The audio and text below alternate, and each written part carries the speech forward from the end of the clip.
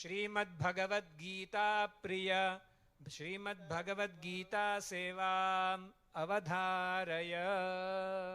श्री परमात्मने नमः। अथ पंचमोऽध्यायः। પાંચમા અધ્યાયના 1 થી 5 શ્લોક ભાષાંતર સાથે। अर्जुन उवाच संन्यासः कर्मणां कृष्णं पुनर्योगं च संससि यच्छ्रेयते योरेकं तन्मे ब्रूहि सुनिश्चितम्।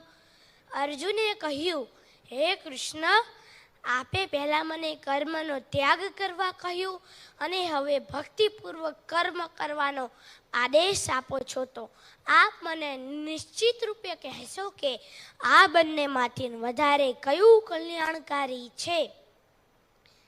સંન્યાસઃ કર્મયોગશ્ચ નિઃશ્રેયસ્કરાવુભો તયોસ્તુ કર્મ સંન્યાસાત કર્મયોગો વિશિષ્યતે।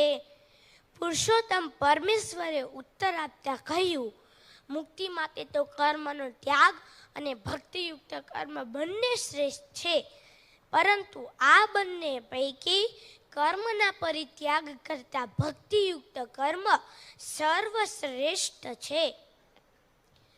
જ્ઞેયઃ સ નિત્ય સંન્યાસી યો ન દ્વેષ્ટિ ન કાંક્ષતિ નિંદ્રંદ્રો હિ મહાબાહો સુખમ બંધાત પ્રમોચ્યતે। જે મનુષ્ય ન તો કર્મ ફળનો તિરસ્કાર કરે છે અને ન તો કર્મ ફળની ઈચ્છા રાખે છે, તેને નિત્ય સંન્યાસી જાણવો જોઈએ। હે મહાબાહો અર્જુન, આવો મનુષ્ય સર્વ દંડોથી રહિત થઈને આ ભૌતિક જગતને સહજમાં પાર કરીને સંપૂર્ણપણે મુક્ત થઈ જાય છે। સાંખ્ય યોગો પૃથગ બાલા પ્રવદંતી ન પંડિતાઃ એકમપ્યાસ્થિત સમ્ય ગુભર્યોર્વિંદતે ફલમ।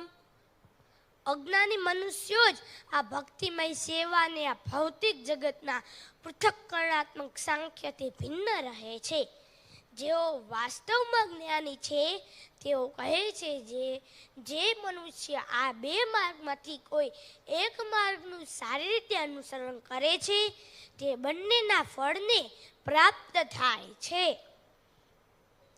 યત સાંખ્યેયઃ પ્રાપ્તે સ્થાનમ તદ્યોગૈરપી ગમ્યતે એકમ સાંખ્યમ ચ યોગમ ચ યહ પશ્યતિ સ પશ્યતિ।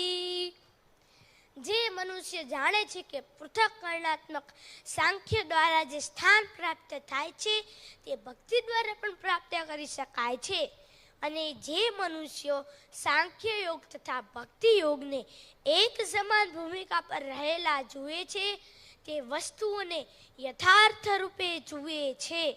અસ્તુ। જય શ્રી કૃષ્ણ। श्रीमद्भगवद गीता सेवां समर्पयामि।